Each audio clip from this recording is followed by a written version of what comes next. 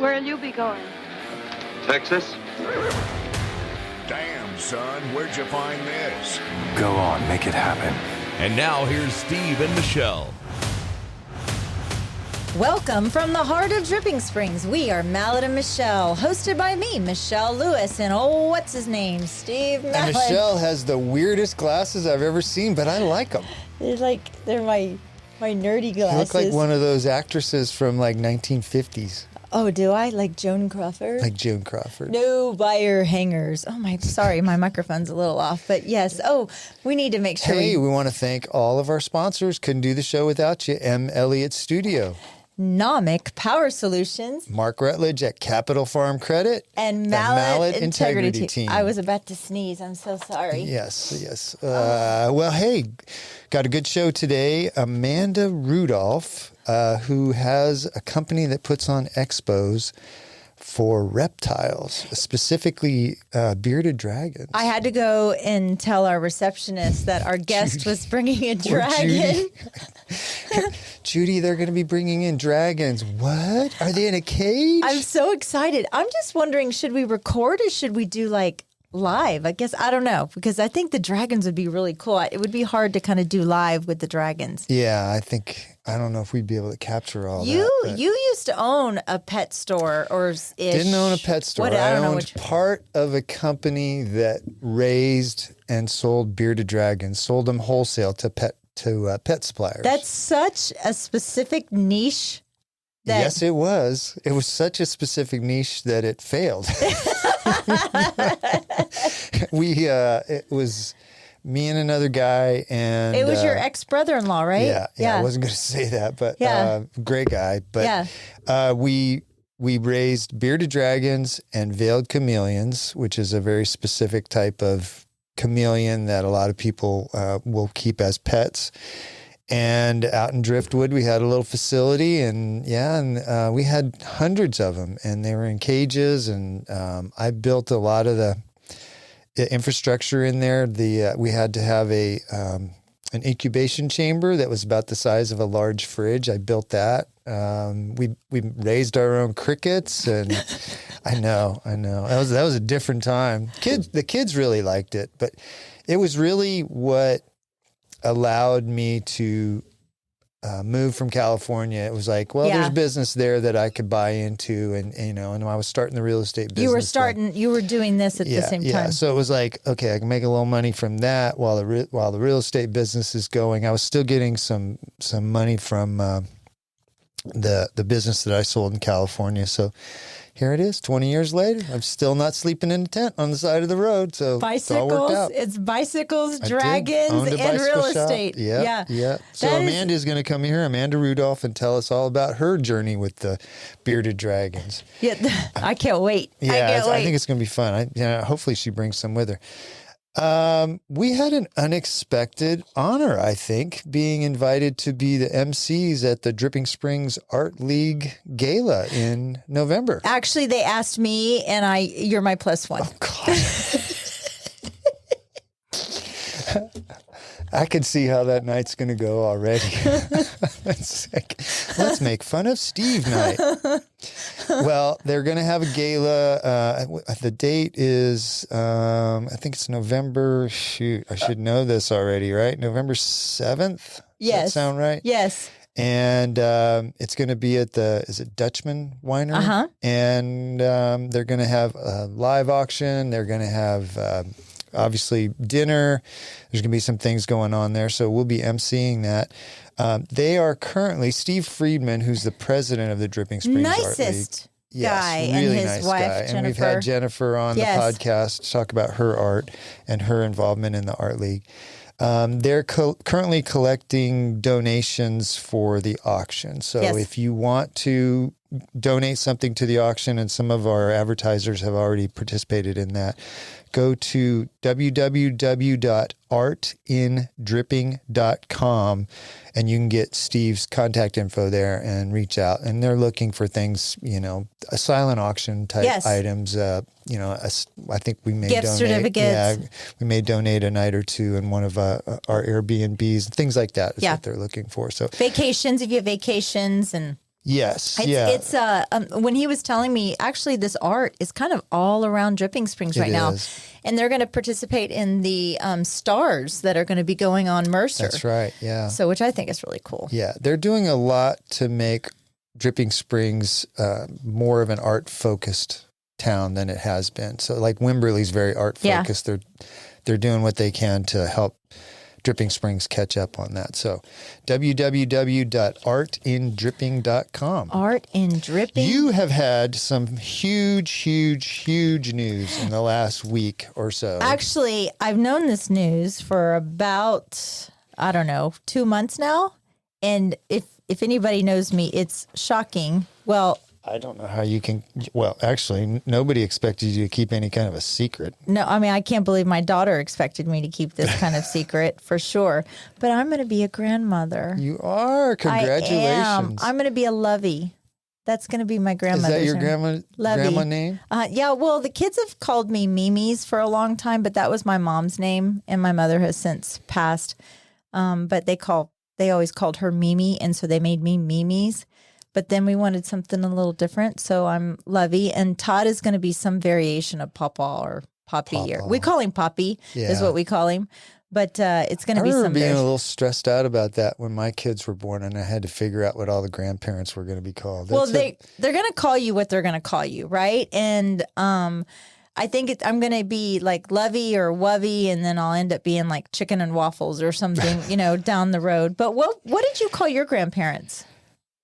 Grandma Donald, Grandma Mallet. Yeah, we didn't have. I didn't really hang out with my grandparents a whole lot, so I never got to really know them all that well. Yeah, mine were my maternal was Nana, and then my Pawpaw B, and then I had my other Pawpaw. And then Mom B was her name, but then my kids couldn't say Mom B. My kids call my mom Nana. Nana, yeah. Well, they couldn't say Mom B, so they called her BB. So when she was a great grandmother, she became a BB. But I am so excited. So this little one's going to join us around February or so, and Kendall has been doing remarkably well. Are you allowed to tell us her name?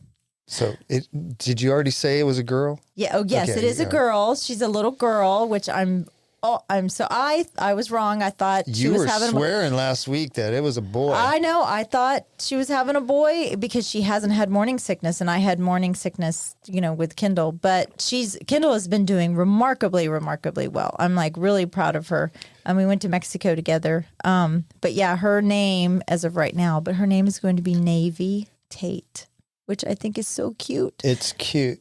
It's unusual, but it's very unusual. It is very cute, and it's very memorable. It's very memorable. But I thought I would give a little rundown of some grandma facts because I'm going to wear my grandma glasses. Grandma facts, yeah, Michelle, Michelle. But you know what? I'm not bad. I'm 53 years old. I'm going to be a grandmother, and I was thinking in our DSE group that we're in, and we have 25, members or so. I'm the only grandmother. I'll be the only grandmother in that group. Name somebody who else has a grandmother. No. Name. Nope. Nope. There's got to be somebody else. Nope. Nope. Nobody. Well, maybe you're right. I am. I'm actually. I'm going to think on that because I think you're wrong. I don't. Gigi? No. No, Gigi doesn't have children. No. Wow. Yeah.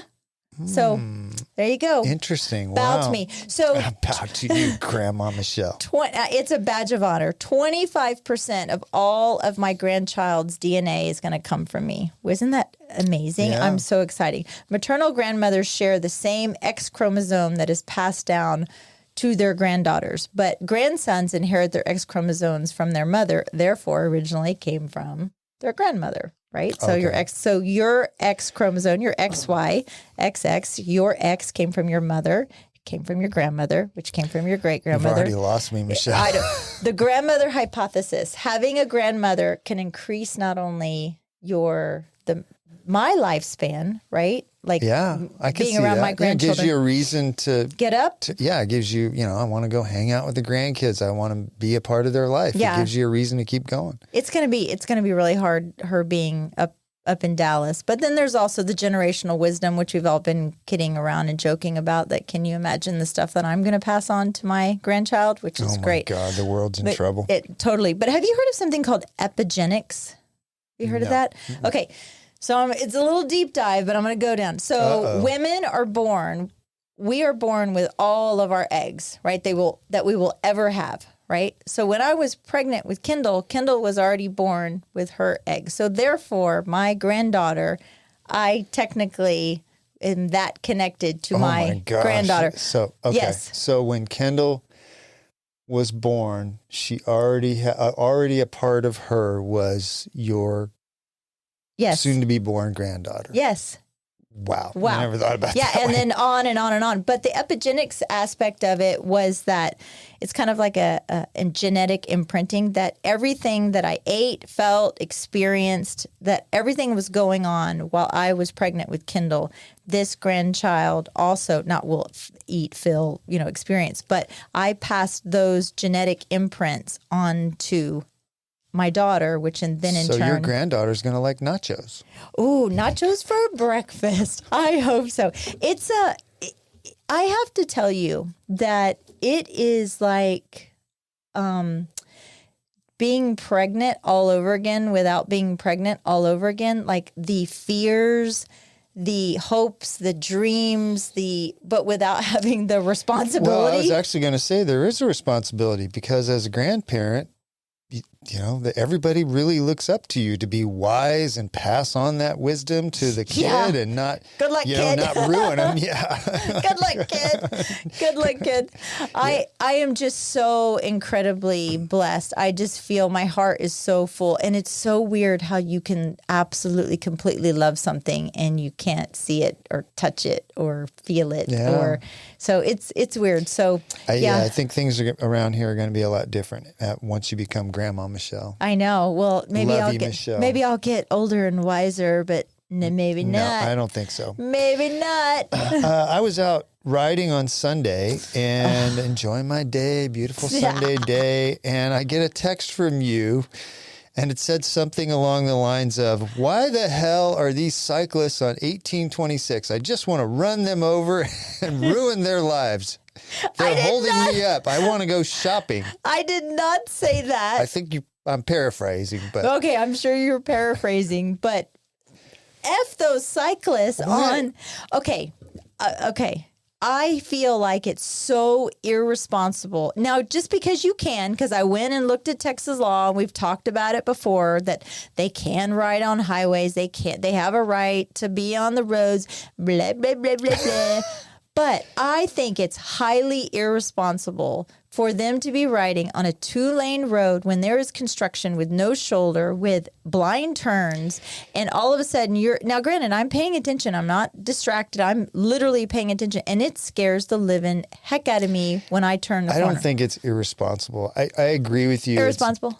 No, it's dangerous. But here's the thing. I ran into a guy. The guy on side of the road on Sunday had a flat tire. I stopped, helped him fix his flat.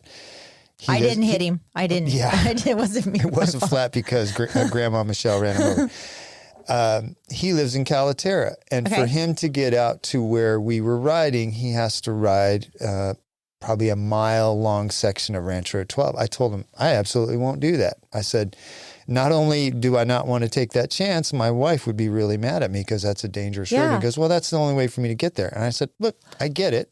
The only way. Well, the only other way is for him to load up all his stuff into a car. Aww. Well, that's sad. You want to just ride from your house. That's sad. Well, it complicates your whole ride. So my ride Sunday, I had to get my bike ready. I got dressed. That's all like 15, 20 minutes. And then I do my ride, and then I come home and I put all my stuff away. If you're starting at another place, you have to load all that stuff into the car, get there, unload everything. I get all that. And that sounds like an absolute personal problem. But what I'm saying is somebody who's paying registration and is paying for those roads, that, okay, number one, especially if they're riding in groups, right? I feel like they should have a spotter that goes out prior in a vehicle, goes in prior and seeing if there's construction or hazards or whatever. But don't you think in any way, you got to take off your bicycle brain for a second.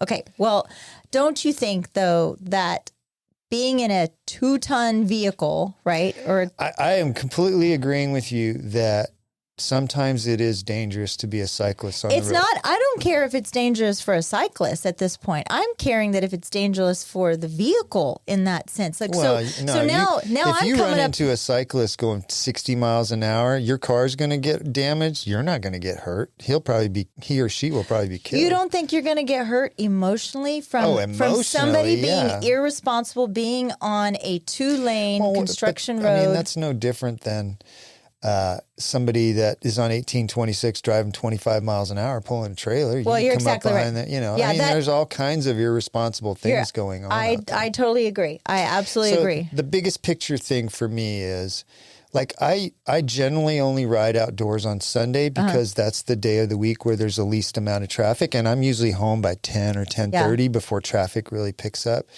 So I'm trying to not to lessen the chances that I get run over. The biggest thing to remember is almost everybody on those bikes is a mom or a dad or a son or a daughter. I'm not. You're going down a very defensive a position. Wait, you're going down a very defensive position, but there also equally is a mom, a dad, whomever in a vehicle driving a car. But what I feel is, like, if you are in that position, if you're on 1826 or, God bless, Thomas Springs, when I run across them, and you come across that blind curve, and you are in my vehicle, I'm going the speed limit, I'm not distracted driving, and I come across, it would be the same as an animal, right? And I accidentally, or it's not intentional, and you clip or you hit that person. Number one, who is responsible, right? Who's the responsible person? I hate to tell you, it's you. Why is that? Because you're driving the car. That person's, it depends. If they're in the middle of the road and you come around a corner and run into the back of them, yeah. If they're on the side of the road where they're supposed to be and your mirror knocks them off the bike and sends them into a tree and sends them to the hospital, that's on you. So does the same argument go for, like, a deer running out in the middle of the street? Is that now the deer's responsibility, or was that my responsibility?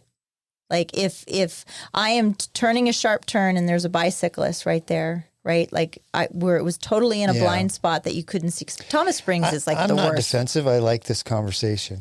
It's defensive. I'm not defensive. You seem more upset than me. Defensive.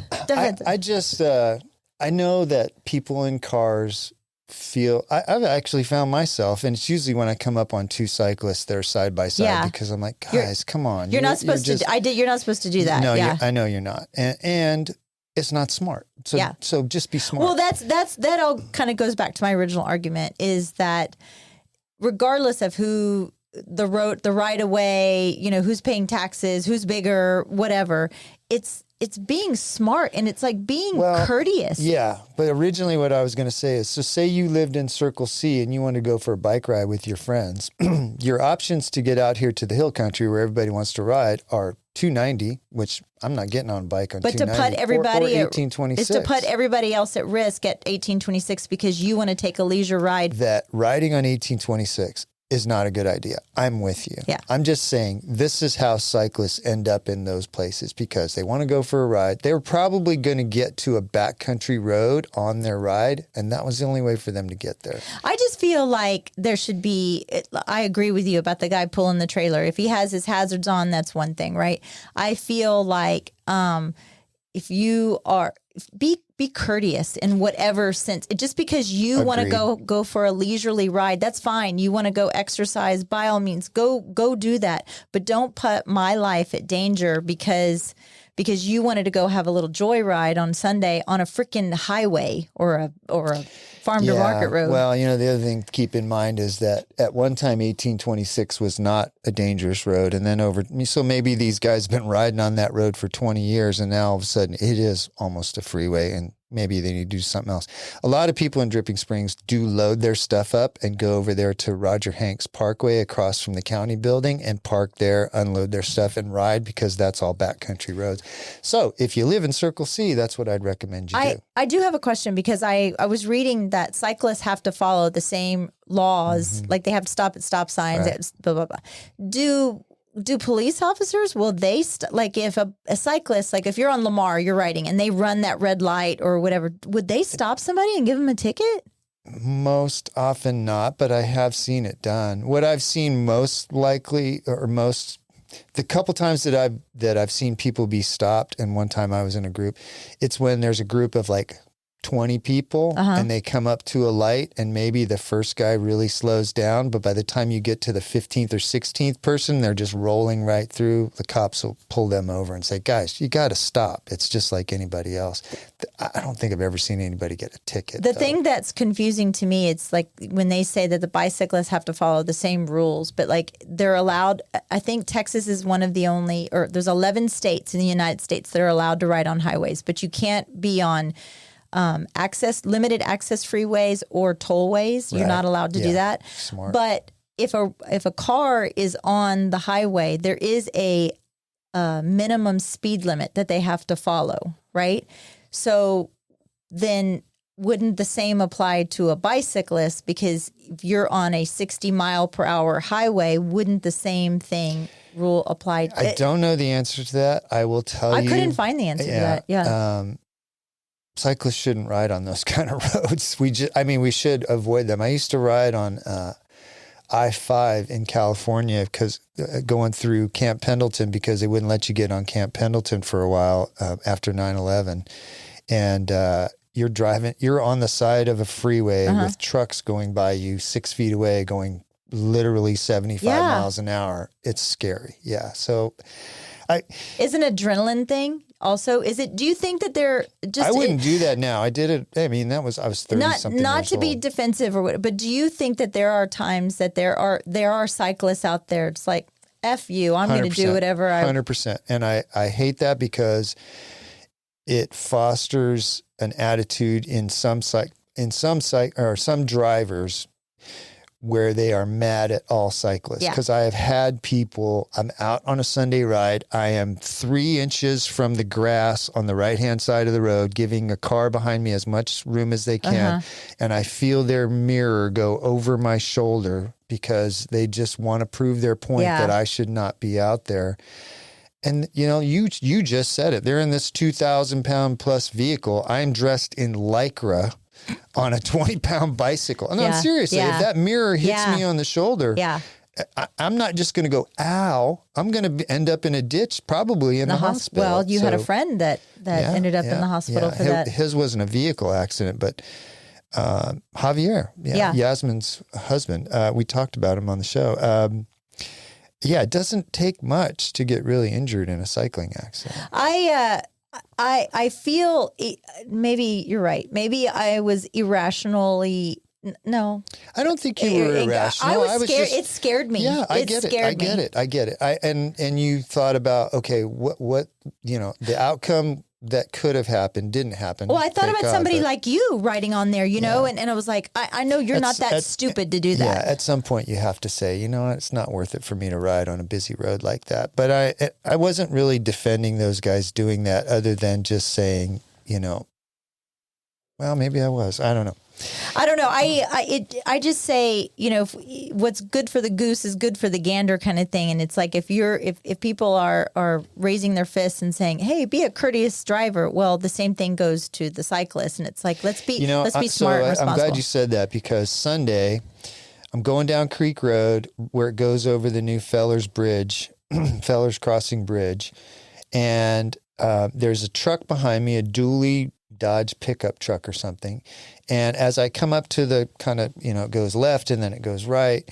Well, he slowed down behind me because he knew that if he tried to pass me on that bridge, I was going to be a little sketchy. He let me go across the bridge, make the right turn to come off the bridge, and then he passed me. And I gave him a great big old big open-handed wave. Hey, like saying thank you very much, trying to be as friendly as I could. I'm always hoping that they understand what that big wave means, but I think back to like when we were kids, right? And our little huffy bicyclists and you're riding up and down the street and you're just, popping wheelies and you had 3 people on your bicycle and, you had one on your handlebars. Talk about irresponsible. Bring. Yeah. But like, in a neighborhood like when I'm driving through a neighborhood, like I'm always trying to be cautious. But you know what's funny is you don't see kids on bicycles anymore. No, not like that. At all. And didn't I just tell you yesterday, my son Tate is going to start riding his bicycle to half an hour to school. Half an hour to school. Because he gets $3 a day. $3 in Oregon. They'll pay him $3 a day to buy ride. lotto tickets with that $3. Right. It's probably his path to retirement. Off my little soapbox, but I appreciate the conversation. No, you know what? I actually do. I think it's important that to have two different points of view on that. And, you know, it sounds like it did scare you. It did. It scared me. That was It just was funny when I got that text from you. I was riding my bike. So, hey, Southwest Airlines. You and I are big fans of Southwest Airlines. I'm an avid. I've been flying Southwest Airlines literally. I'm no joke since it began because my parents were divorced and my father lived in New Orleans and my mother 50 years of Southwest Airlines. 76 I think is when we started doing, or 75 something like. And my mother would stick 3 children on a Southwest Airlines flight, and we would fly to New Orleans, and we would jump over seats and run that. Oh my gosh! Nobody was on the plane, and I am really upset about this. So the story is for those that don't know, Southwest Airlines is doing away at some point in the future. They haven't said when. 2025, I think. Well, as they said. They haven't announced the exact date. They're doing away with their. They're going to add in assigned seating. What do you call it? The open boarding. They're going to do away with open boarding. So for those that haven't flown Southwest, the way it works is you get an A, B, or C boarding pass. And if you're in Group A, you get to go on the plane first, so you have the best choice of seats. Or you do early bird check-in. So that's one of the reasons that this has all come about, because some of the people that were buying, so it's always been this sort of democratic process. If you're really good and you check in early, you get an A23 and you get to get the best choice of seats. If you wait a little bit and you check in, and if you're just like, hey, I don't care, and you get a C, whatever, 35, you're in a middle seat. Yeah, they're going to sit you between the baby and the overweight guy that, you know, that's taking up half your seat. That's just the way it is. But so there's been a kind of a movement for people to be able to pick out their seats. And they started surveying customers. 86% of the people that were surveyed said they would like to pick their own seats. Let me tell you, nobody surveyed me. Number one. Oh, I know. I love the open seat. But I'm going to tell you, the problem lately has been with the early bird check-in. I paid early bird check-in to go to Mexico. We were B11 and 12. See, yeah, that's what's happening. Everybody has figured it out now. But Todd is almost paid $10 or $20, $50. We paid $50, and you still got B's. Yes, and total, or because it's $20 per. It was no. Per it depends. leg. It depends on the destination. Oh, does it? Yeah, Okay. and Todd is almost A-list, and that gets you A through 15 guaranteed, or business class A through 15.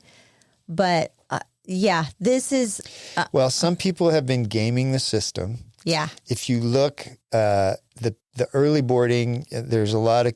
It's supposed to be for kids 6 and under, but you look, they don't check the age. You look and go, that kid's 12 years old. Also they bring the whole family, or they show up in a wheelchair and they leave without a wheelchair. So that's what they were saying, that a lot of people claim they have to be on a wheelchair, but then they don't use the wheel. So when the airline loads 6 people with wheelchairs, when they get to the destination, they have 6 wheelchairs available. If you look, a lot of times those wheelchairs are not used. That means the person's scamming the system to get a better seat. Yep. So anyway, it looks like they're going to do away with it. Well, and I think it's an end of an era. Since the airline came about 50 years ago, they've always had this open boarding. But now, at some point, you're going to be picking your seats, and they're going to be changing around the inside of the plane to have some sections that have a little bit more room. Well, so you can pay for a premium seat. We flew back on one of the newer planes, and we were shocked because the emergency row nobody was sitting there. So did you sit in the emergency row? I always go try to sit at the emergency row, always, especially on Southwest. It's not like, I'm flying internationally. Did it scare you that in the emergency row in that Boeing airplane, the door blew out and things got sucked out? Thanks, Steve. There's a good lesson to wear your seatbelt even if the skies are smooth. Thanks, Steve. I appreciate that. And now, on that note, I'm going to Oregon next week on Southwest Airlines. Maybe I won't be sitting there. We're long on this segment, but I've got to talk about this. The Run by the Creek. Oh, yes. Which I have put on. I've been the president of the And Dripping you Springs were Running one of Club the for 12 years. founders of it. Yes, founder of it. It's been on for 12 years. We've lost the venue over off of Creek Road. I think we're going to get it to come back. Speeding Springs, which is out on Creek Road. It's a privately owned facility from a family that has a bunch of body shops across the country. They've built this facility out there, and they've opened it up to local charities to have events. Really? And they invited us last week to come out and take a look.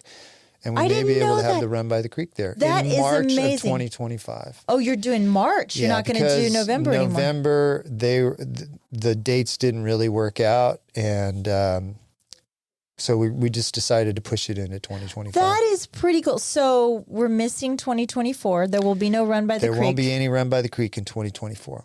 Wow, But that's it'll kind come of an back, end of an era. New but race, new venue. It's actually they've got a bunch of collectible cars out there, and it's a real nice, pretty place. So they'll And, have parking and everything. they've got parking for 600 Are cars. you still going to be involved at all? Are you? Yeah. There's a new group of people that is going to come in and change it in ways that I'm very excited about. I'll still be involved on a certain level. I'm not sure exactly. That's really what yet, cool.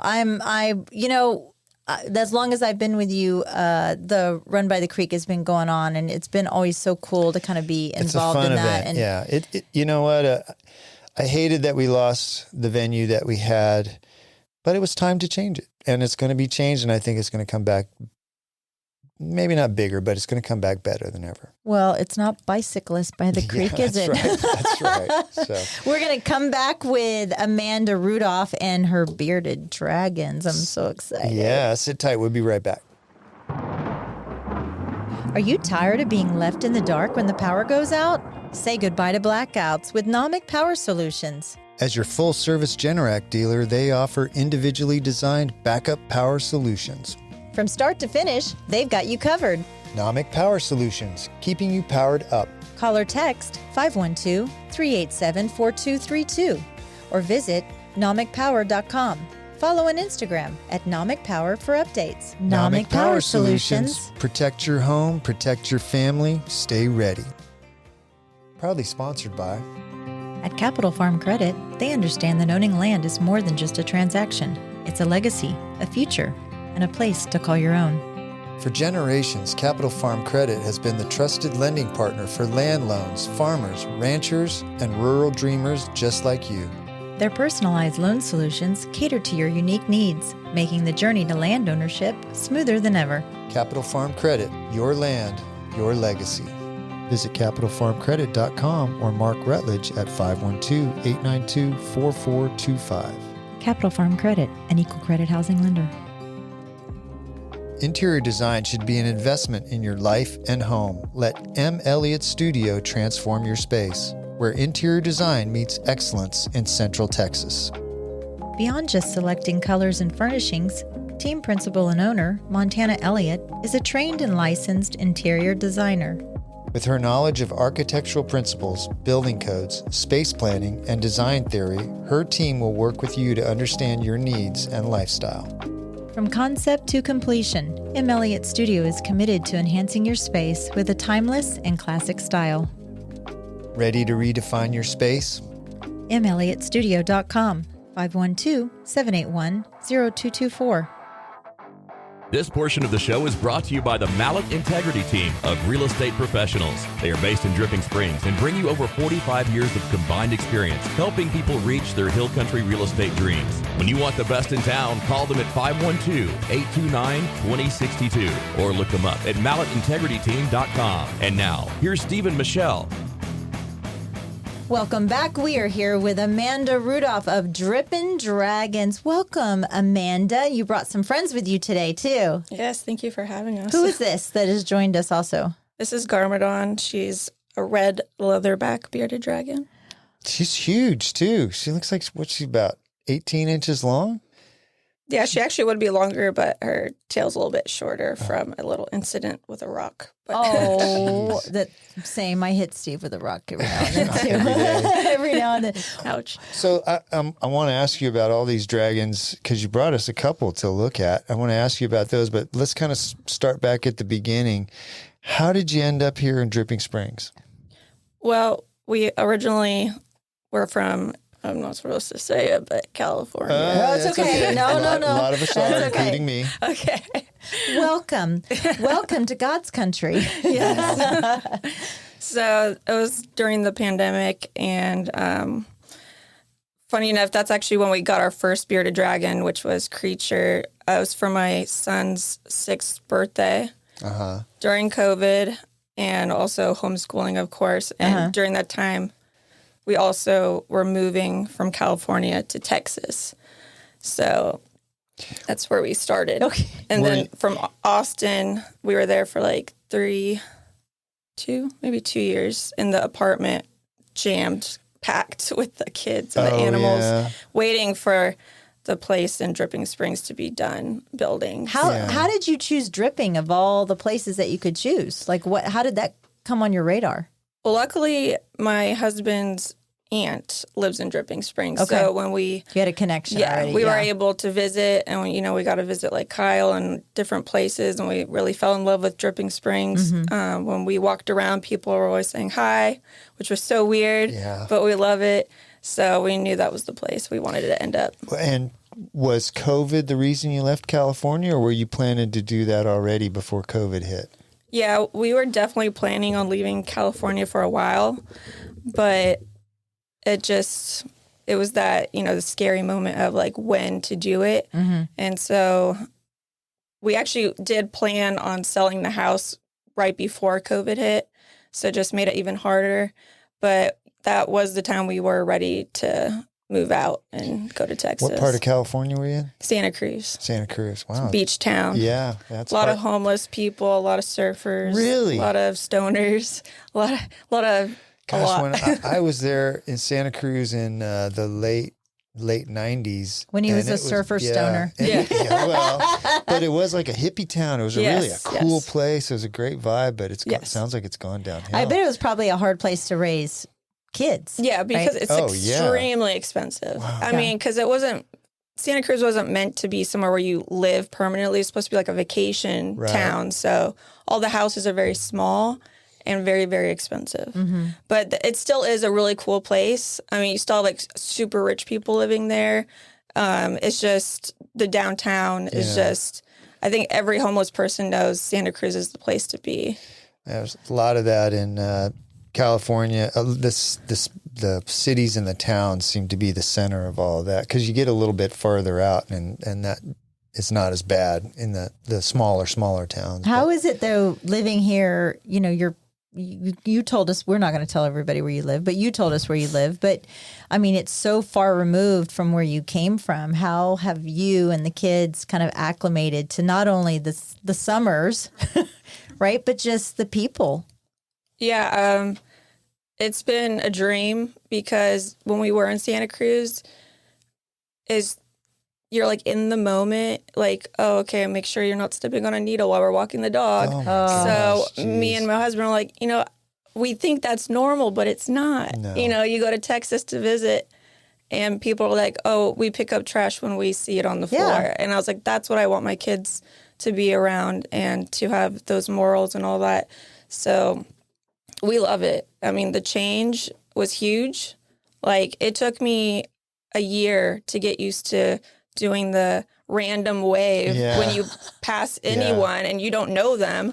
I mean, from California, you're like, okay, they're about to stab me or steal something. So or how about going into H-E-B too, and you have full blown conversations in the cereal aisle from somebody you ran into. You told us earlier that you ran into JP Sears at the grocery store, and he probably thinks we're all nuts. So don't think I've run into I don't think so. I think he's just as nutty as we are. So did you grow up in California?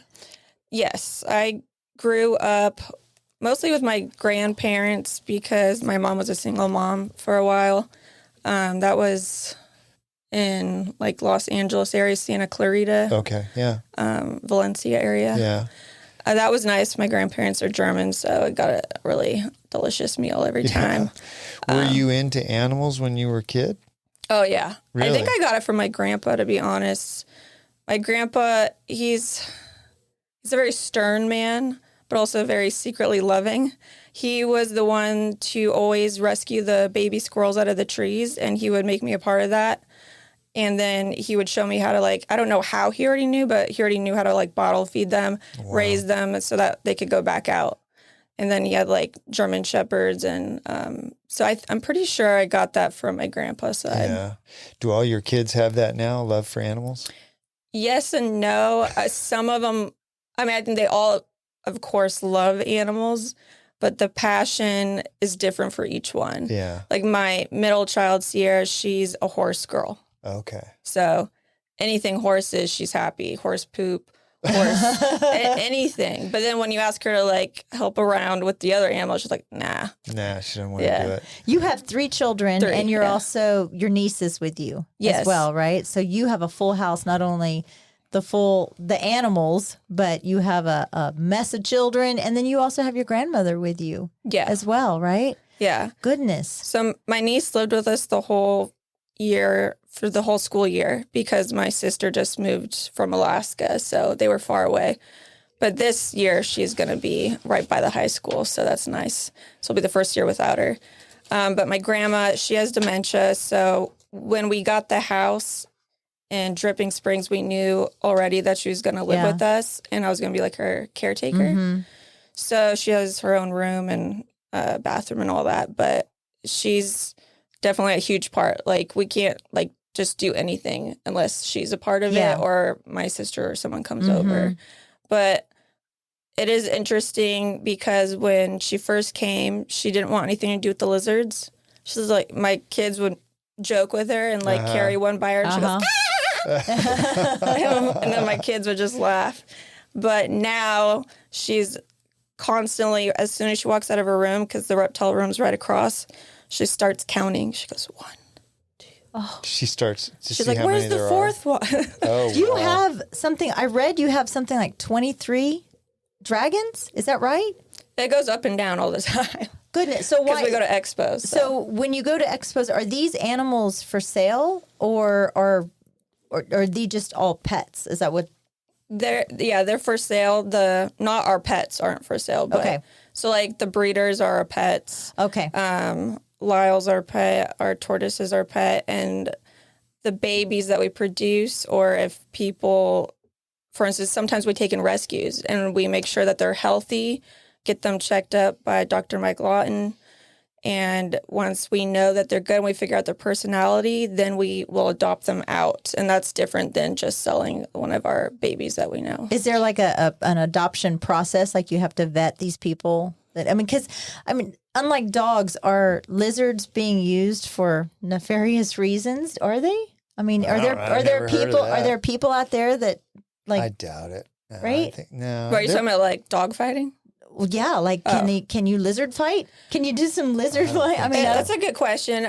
Not lizard fight, but there are people that are, I would say, like collectors, so they don't really care about the well-being. It's more of, I just really want that one and that one and that one, and then that's obvious what that's going to look like. It's going to look like a fish tank with some dirt, and they're not going to be taken care of. Yeah. So. You have a reptile room? Is that a bedroom that's set up for your animals, for your reptiles? Or like a game room? It's the first room when you walk in, so you would call that like a study? Yeah, the study. Okay. Yeah. And describe that room for us. Well, you walk through the front door. It's on your left. There's no door. Okay. It's just the whole, 3 walls filled with cages, enclosures. Do you keep the dragons in cages, or do you keep them in a sandbox or something?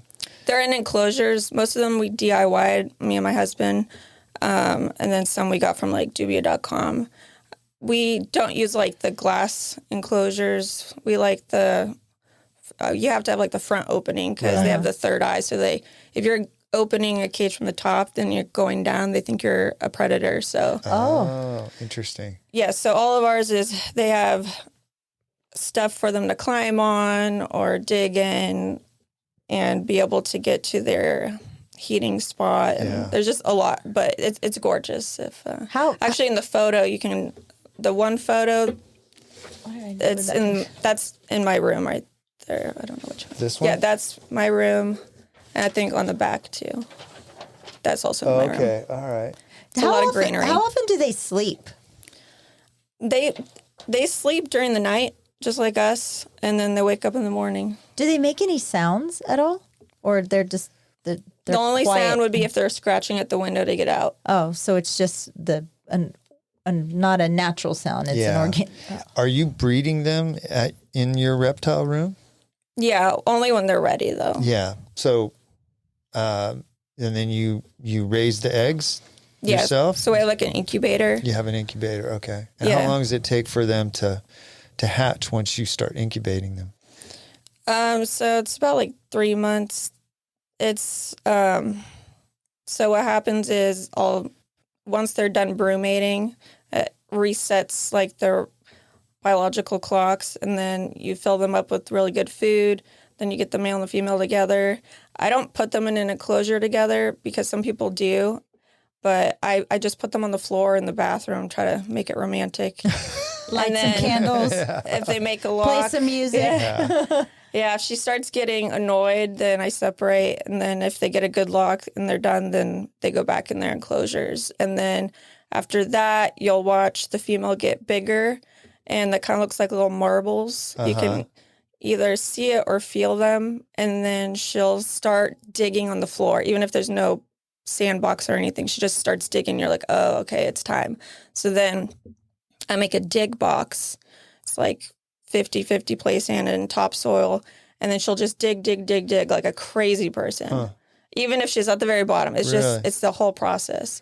And then she'll turn around, lay a clutch. A clutch can be anywhere from like 6 to 25 eggs. Wow. Yeah. And then with just that one pregnancy, you can have up to 3 clutches. Interesting. Yeah. So she'll lay 6 to 25 eggs? Yeah. And then lay another clutch after that? Or are you talking the 3 clutches total equals 25 eggs? No, yeah, each. Yeah, wow. Each. Interesting. Yeah, that's really interesting. That's a busy mama. Yeah. It's interesting as busy because... as Amanda. That's right. It's interesting because once you put those ones in the incubator, the first clutch, and they're about to hatch, that's when she's starting to lay the second clutch. Oh, interesting. Yeah, it is really interesting to see how the timing works out. And what's the percentage of the eggs right? that hatch? Yeah, if they're like fertile or infertile. It really depends on the female. Some females are like, oh, this one's super gorgeous. It's going to be great. But then maybe 50% of them are infertile. Okay. And then you just kind of know that she's not a really good breeder. Okay. But sometimes it could also be due to that's her first time ever. And then the second time she might do better. So it just really depends on the female. Okay. You had an expo, I think it was Father's Day weekend, this past Father's Day weekend. Is that the first expo you ever did? Yes. Oh, so, that's cool. like, I walk us through that. How did that come about? Was that just like, you know what? I think I'm going to do an expo. Did you have partners? Were like, this is a crazy dream. I think I can do it. And you rented a full big old space. The ranch park. Yeah. So that was a big financial commitment and everything. Yeah. So walk us through that. Tell us how that happened. So it was definitely a crazy dream of mine. When we came to Dripping Springs and I saw what we had and what we didn't have, and when I went to my very first expo with my husband just for fun, I was like, this is Disneyland for adults, or maybe just weird adults. I don't know. But for me, it was Disneyland. And I was like, I want to bring that home to Dripping because I feel like there's cool people here that are maybe still in the closet. Yeah. So I want to bring them out. A dragon closet. Yeah. And it's a whole community, the people that go to the expos, it's a whole like family community. It's really awesome. So I was like, well, I can't just randomly throw on an expo. Like I started TikTok. I didn't have a lot of followers. So I'm like, I can't just like, no one knows my name. So I'm like, I have to do my research. I can't just put it on. So then I started diving really deep into being a vendor at the expos myself. So that was October last year, right? I think it was. And so we like just, after the first one, we just kept hitting all of the ones we were allowed to go to. And we enjoyed it so much. And I was learning so much being a vendor, seeing all the behind scenes, what time you get to set up, all the things that are put into it. I made sure to really talk to the people that actually put on the expo, because we went to 2 different expos with different owners. So they all kind of had their own opinions. And I made sure to also let them know I was going to do it, because it's kind of like a mafia, very territorial. Yeah, so, I could see they probably wouldn't want to give away any of their trade secrets. Yeah. So all the vendors were like, hey, if you're going to do it, which we think you should, that'd be really cool, make sure you tell them, because you don't, if you might be exiled if you don't, and they find out later. So I'm like, okay, no problem. So I made sure, as every single one that I met or didn't know, I went to and made sure that they knew. And Are you talking about other vendors that do what you do? No, the people that were putting the expo on. I guess you would say the owners. The promoters of the expos, you had to go and make sure that the other promoters were okay. Was this in Texas that you were doing these? Yes. But there hasn't, I mean, Steve, you didn't do expos. No. Yeah, Michelle is referring. When I first moved to Texas 20-something years ago, I owned part of a breeding facility for bearded dragons and veiled chameleons. So, yeah, it was a long time ago. Yeah. So I know I know a little bit about it, but I've forgotten a lot too, and I wasn't involved in all the day-to-day stuff. So it was just I own part of it, but long story, but. So I know a little bit about it, but you're not selling to pet stores. You're selling to the consumer, the person that wants the animal as a pet. Yes. That's who you're. The end user. Yeah, the end user. Yeah. Yeah. Yeah. The company that I owned actually sold them to pet stores. Like, have you ever been up to Zookeeper? Yes, yes. Yeah. When we lived in the apartments in Austin, that was my go-to. Yeah, we sold to, they bought stuff from us. I don't know, does the guy Daniel still own that place? Yes. Does he? Interesting enough, he actually lives in Dripping Springs. Yeah, he does. Yeah, that's how I met him. And then, Yeah, he's a really friendly guy. I used to take my kids up there to that store. It's almost like going to the zoo. They'd have that big turtle and the big snake that was in that enclosure, right? But they also have kinkajous. You'd probably like that. I don't think they have the. I think that was back in the day. Okay, not anymore. So no it's more mostly kinkajous. reptiles. What's a kinkajou? Okay. A monkey? It's kind of like a squirrel / between a monkey and a squirrel. Okay. But they also have these gigantic scorpions and spiders and all kinds of stuff like that. I would take the boys over there because we had, I don't even know what kind of little geckos or whatever we had, and I'd go buy these god awful smelly crickets. Yeah. And the cricket. So what are you feeding these animals? That's a great question. Yeah, so crickets do smell and they die very fast. Yeah. So dubia roaches are our number one go-to. They don't smell, they don't die fast, and you can breed them, so that saves you money. So you're a roach breeder also. Yeah, I actually have one on my arm right there. Oh bless. My gosh. So you're breeding those in your house? Well, currently no, because I already went through all of them. So oh, wow. I had a huge bucket full, but they're already gone. So, a bucket of roaches. Because all the dragons ate them all? Yeah, I had a subscription, so I wasn't using them. Okay. And then maybe 2 weeks without the subscription, and I ended up using mine. And one day I opened it, I was like, oh, no. Oh, jeez. We ate them all. We ate all the roaches. Yeah. Dang it. Yeah, people don't think about that. It's not like you can open a bag of kibble and just pour it in a bowl. You got to think about, because they won't eat a lot of dead things. They won't eat like dead crickets, right? No, it's not good for them because that releases some sort of toxin. Right, that's what I heard. How do you go on vacation? I personally don't. I mean, my husband really wants to. Yes. We did go for a wedding, and we had his cousin Cody come, and he just lived in the house, and he did a really good job. But I do know another lady that offered. I've actually, really interestingly enough, I've had people offer to watch all my animals. So I haven't taken anyone up on it, but that's pretty interesting. The only thing I don't know if you understand. Yeah, they probably don't understand how much work it is. No. But it would be interesting to be around the animals to see how. The only thing so that I want to participate is the shedding process. We talked about this. So when they start shedding, you just let me know, and I'll come over and help spritz and peel. I don't know if that's how it works, is it? I only do it when it's like literally about to fall off, especially around their eyes and their nose. Yeah, they and get their ears. irritated. Yeah. I know it's really cute. The nose is like a trumpet, and then the ears like a what do you call this? gosh, headphone. It looks like a round headphone pops out. So you have this one. What's the name of the one sitting on you? Garmadon. Garmadon. This is our mom. Well, that one. Well, Garmadon's sitting on Amanda. Yes. And she's just been sitting there patiently for the last, 20-something minutes. Do they bite?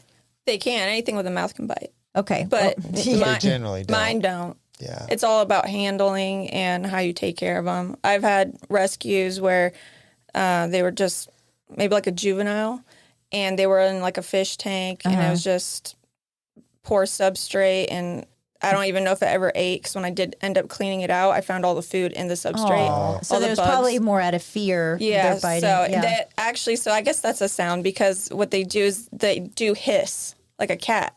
Oh. So they like get flat, go sideways, open their mouth really wide, and they go and then like try to bite you. But I've only had that once, and that was at a rescue. But did it bite you? No, I just grab them.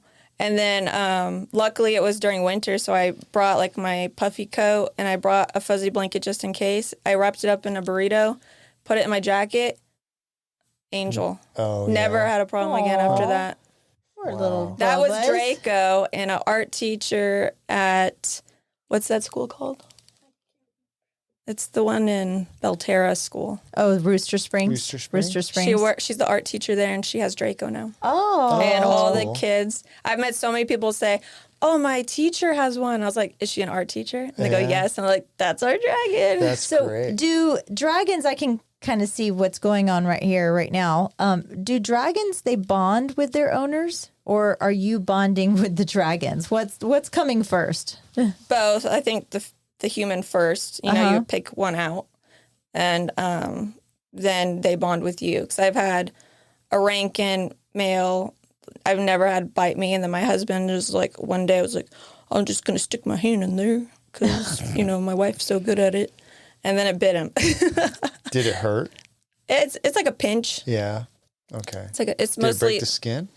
I don't think so. Yeah. So sometimes it can. Is it a misconception that these animals have salmonella on them? So explain that process to me. So like little kids handling them. Yeah. I see that you brought hand sanitizer. So tell me about that process too. So yes, that's true. Okay. But it depends on the person that's taking care of them. So for us, I just gave all of them a bath before we got here. Uh-huh.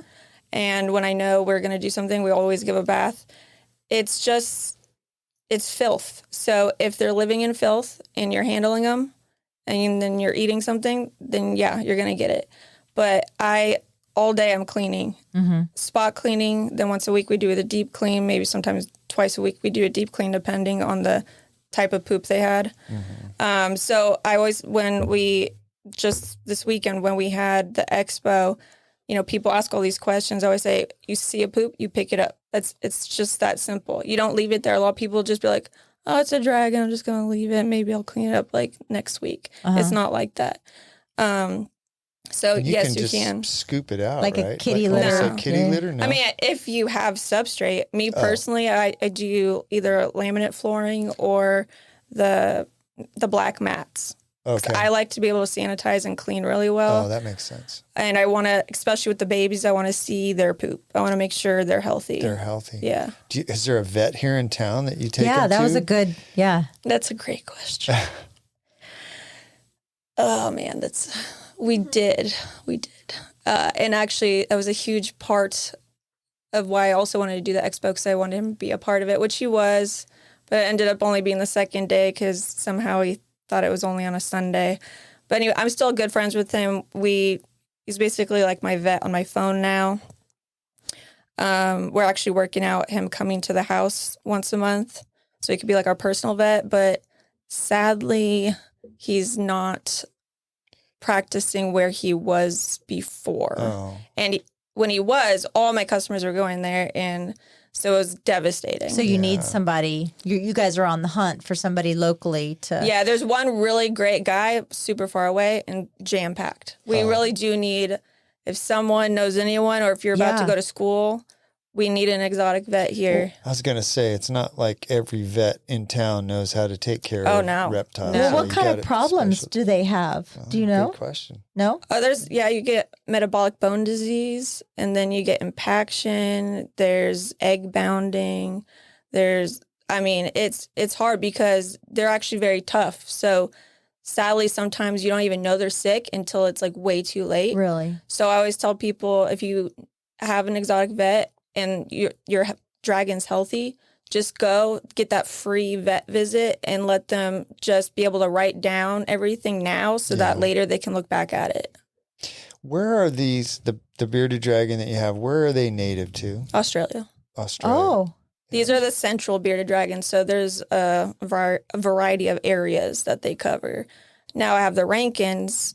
You're not going to find them everywhere. They're only going to be in Queensland, Australia. Do you take them outside sometimes? Oh, yeah. They probably love the heat here, don't they? Yeah, the UVB from the sunlight, amazing. So, you can't beat that with any of the lights that you can buy. So I always, as much as possible, I take them out when I go get the kids from school, the pickup line. They're still getting it through the glass, too. Yeah. But most of the time I roll down the window, put like my leg up on the door. They're just chilling on my leg and getting that UV. Sunlight, In Texas, do you have to like register exotic pets, or is there some sort of like central registration? Because you said they come from out of the country. So how hard is it? I guess it's a two-part question. How hard is it to get these animals over from Australia, and the process of, is there a registry? Well, none of these probably have ever been to Australia. Oh, yeah. They're all bred in this Down country. under? Yeah, down under. Yeah. So back in the day, that's how they got them. Okay. Now it's shut down completely, like it's illegal.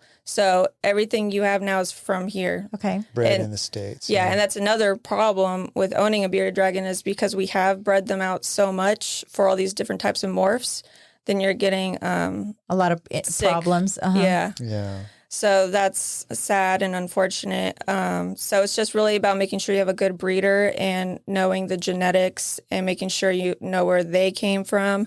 PetSmart and Petco, unfortunately, they're all about making the sales. So they're just getting quantity over quality. When I say quality, I'm not talking about color. I'm talking about, I've had so many people come up to me like, oh man, I wish I could get a bearded dragon, but the last one we got literally killed us. I was like, where'd you get it? And they're like, PetSmart. And I was like, because it wasn't healthy.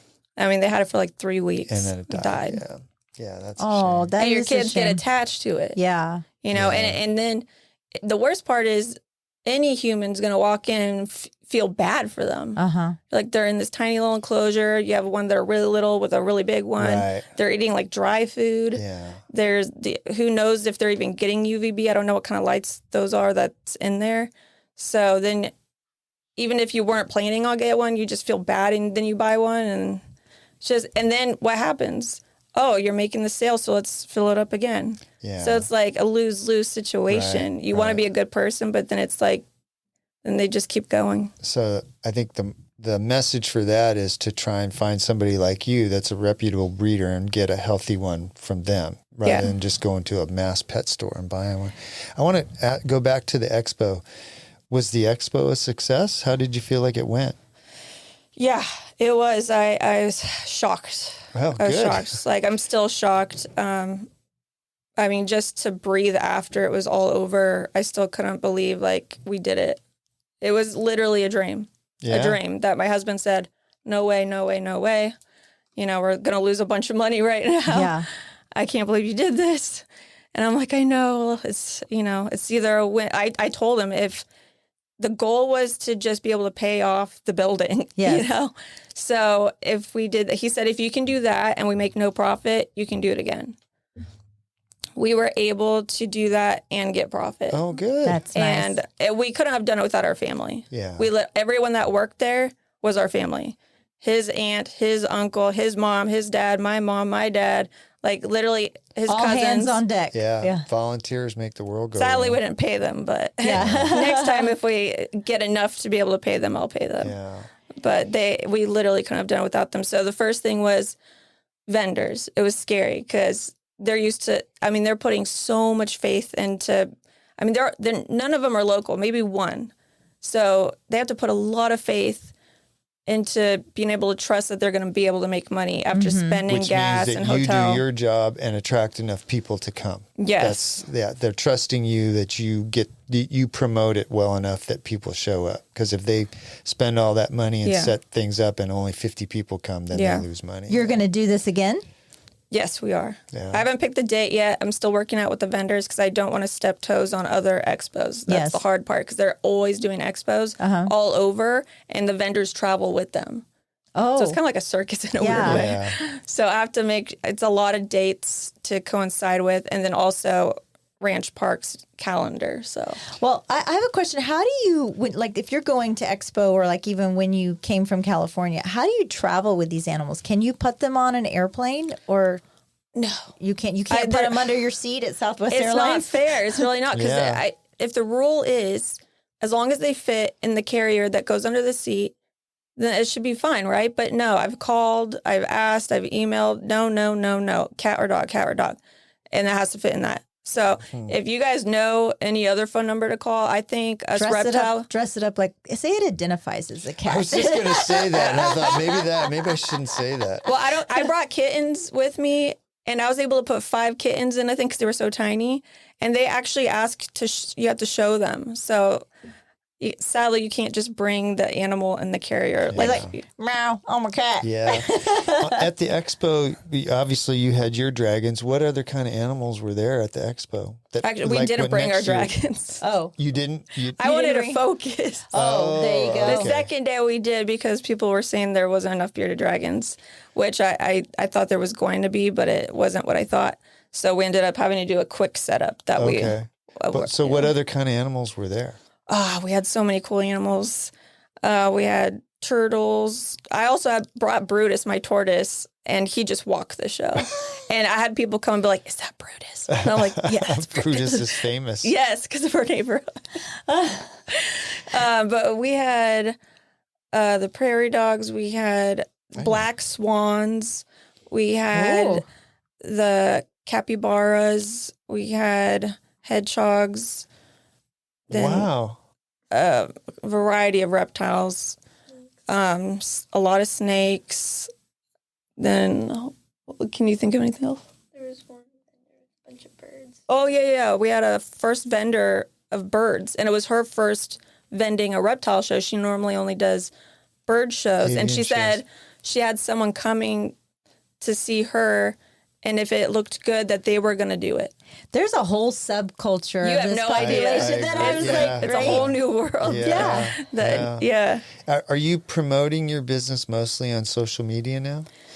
Yeah, I do have a website. I'm still trying to figure out how to do all the internet stuff. I'm not very savvy on that. I didn't go to college or anything, so I don't know all the behind the scenes. You don't need to go to college to figure that stuff out. But let me tell you. YouTube is a great college It for is, that kind of but stuff. it's so, you're right. You talked about TikTok, and I'm sure that you get a lot of viewers now from TikTok of just, I mean, that's what you have kids. Make them figure out how to do social media. They know how to do it. I try. I really try, but sadly the school really sucks it out of them. Yeah, I bet. They're exhausted. Hey, there's an audio-visual class that you can Are you get still some intern. homeschooling kids, or are they going to Drippin? Okay. They go to Drippin.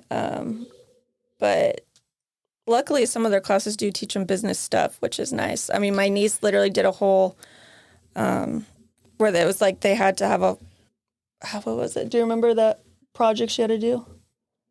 Delilah? What was it called?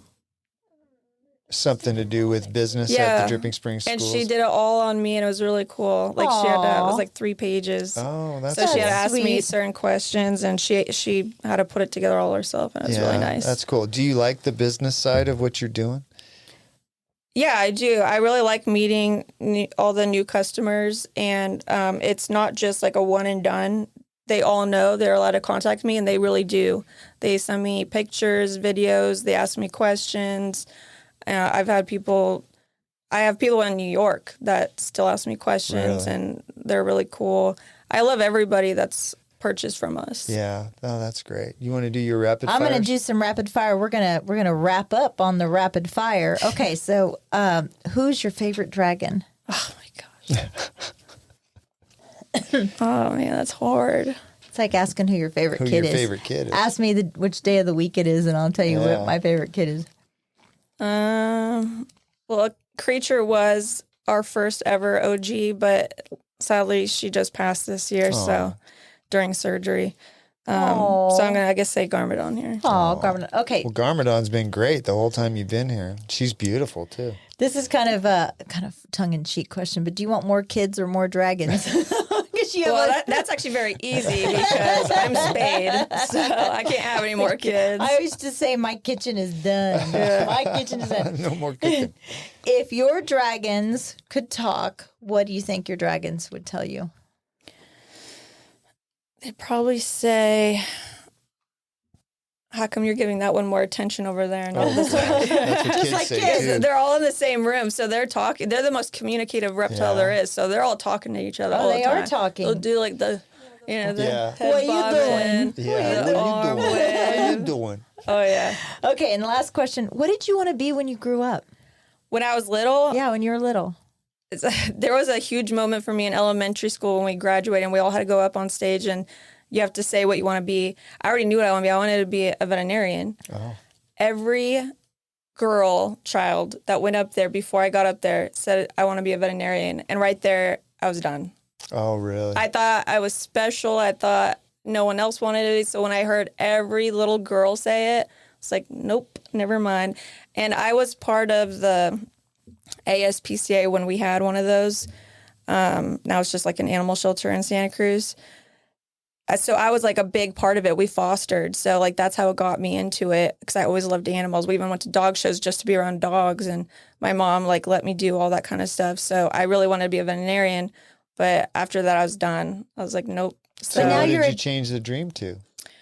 You know, I think I just wanted to be a mom, which is very weird. I knew from but when you're a kid, it's probably a weird thing to say, right? Well, now you're a mom of 4 kids and 23 dragons. It sounds like. I have 3 kids, my niece and your niece, and then I was a surrogate mom after my last son. After my kid was done, what? So you were I was surrogate? spayed and everything. So then I was a surrogate after that. Oh my gosh! Yeah. You're an amazing person. You're very fascinating, Amanda. I don't know how you juggle all this stuff. Like, you got a lot going on in your life. I think it's a good thing, though. You know, it is good to be busy, without a doubt. Right? Yeah, but it's Makes you hard live longer. sometimes to juggle everything and do everything well. Well, we are very lucky to have you as a citizen here at Dripping Springs, and that you decided to make that big old jump for your family and for your kids, and you've brought such a unique quality here to Drip. Like I said, this whole subculture and welcome. You got the hardest part of doing the expo out of the way. The first one's always the hardest. Yeah. Now you got it kind of figured out. It'll just grow and grow and grow from here.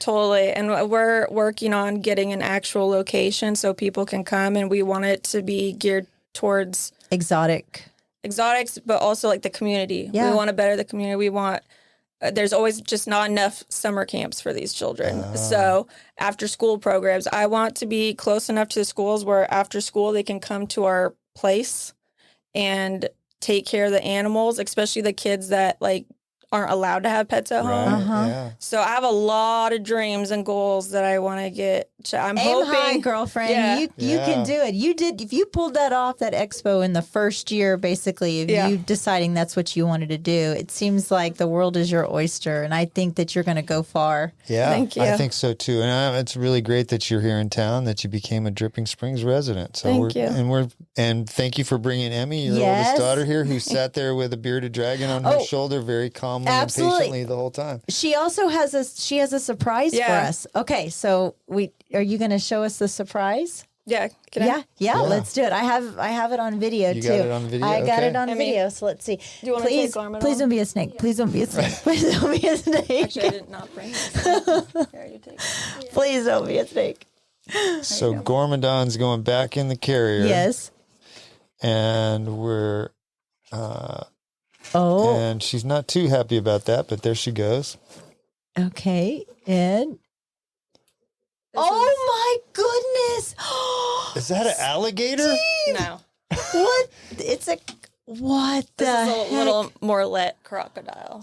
So. Oh, it's a croc. It's not an alligator. It's a crocodile. It's a crocodile. Look at that. Oh my goodness Wow. gracious. Oh, I got to get a picture of that. He was actually at Founders Day. A lot of kids got a hold Oh of my goodness. Lyle crocodile. Wow. Lyle the crocodile. Look at him. Hi, Lyle. Oh my goodness. I thank you, Jesus, for not bringing a Can snake. you hold him up here? Hold him up my way so I can see. Man, that is amazing. Oh, wow. Beautiful. Well, there we Look at that. go. This is a first for the How mallet. big is he going to get? You could get up to like 6. 6 feet? Yeah. Just a little thing. That's why I just got to work on getting a place. Look at Yeah, does she just kissed stick? him. I love all my animals. I love them so much. I was like, Wow. Just real quick, because we're out of time, actually. How'd you end up with him? I know Is people. it legal to She buy does. those? I know. I'm a vendor at expos, so vendors, no vendors, no Okay. vendors. Oh my goodness. No vendors. Because those aren't native to the U.S., are they? Actually, they're not too far, so it's not. Maybe it's, South America or something. Wow. Look at It's not too him. bad. He is beautiful, Yeah. though. He is. He's and- really the best. Do you keep him in a pool or something at the house? No, he has his enclosure inside the house with a what do you call that? Cement mixing Okay. giant tub. Okay. So he has like his water area and his land area. And then we actually just go down to the creek and get him some organic food. No way. This interview just when got you say better and organic better. food, you mean you like catching Me, little... my son, me and my husband will go down there with the fishing rods or the net and get some fish. No way. How cool is that? And then he actually gets some dubia roaches too. So we've been training with that. So Okay, can I pet him? yeah, Okay, where do I pet him? Oh, what's scared? I got his. I don't know if I can do it. I'll hold his head for you. I didn't She's have time to find the deathly tape. afraid of snakes and goodness. reptiles, but... Ah! Oh, no, Steve. Is it You soft? should feel him. Yeah, I'll feel it. Yeah, feel him. Feel him. Oh, my. Oh, yeah. Oh, he feels like a good pair of boots. I was just going to say, Michelle, you're saying all the stuff that's popping in my head that I think I shouldn't say that. I live in your head rent free. I shouldn't say Oh, that. Amanda, thank you This has so been much. fascinating. Oh my gosh. Yeah, thank you both for coming. It's really been a lot of fun. Wow, this has been amazing. Well, thank This you has for been having amazing. us. Our pleasure. Thanks. Yeah, and good luck with the expos in the future. Thank you. Ready to turn your land dreams into reality? Look no further than Capital Farm Credit. Need a loan for your perfect piece of land? Capital Farm Credit is there for you. Their dedicated team will tailor a loan to fit your unique needs because your dreams are their priority. Capital Farm Credit. Your land, your legacy. Visit capitalfarmcredit.com or Mark Rutledge at 512-892-4425. Capital Farm Credit. Together, we're better. Capital Farm Credit, an equal credit housing lender. Nomic Power Solutions, keeping you powered up. Get to know your local full-service Generac dealer. Cody and Dylan with Nomic Power Solutions are a veteran-owned, Texas-based Generac dealer and installer. Offering low monthly payment options, it's never been easier to gain independence from the grid. Call or text 512-387-4232 or visit nomicpower.com. Follow on Instagram at Nomic Power for updates. Turnkey service including design, plumbing, electrical, and permits. They even offer set-it-and-forget-it maintenance plans. Nomic Power Solutions. Protect your home. Protect your family. Stay ready. Elevate your living experience with M. Elliott Studio, your trusted partner in interior design, registered and licensed by the state of Texas. You want your home to reflect your personal style and identity. Investing in a well-crafted design doesn't just beautify your home, it enriches your life. Team principal and owner, Montana Elliott, understands the profound impact of a thoughtfully designed space. From remodeling to full design, M. Elliott Studio is the first step to unlocking your style. Turn your aspirations into reality. Tailored to your taste and desires, M. Elliott Studio will work to create an environment that embraces your style with style. Your space, their expertise. melliotstudio.com 512-781-0224. This show has been brought to you in part by the real estate pros at the Mallet Integrity Team. When you're looking to buy or sell, you need them on your side. Why settle for less when you can have real estate done right? Give them a call at 512-829-2062 or get more info at malletintegrityteam.com. You know you like us, so go now to Apple Podcast or Spotify and leave us a review. Why don't ya? We love your feedback and comments. Email us at malletandmichelle@gmail.com. Thanks for putting up with us.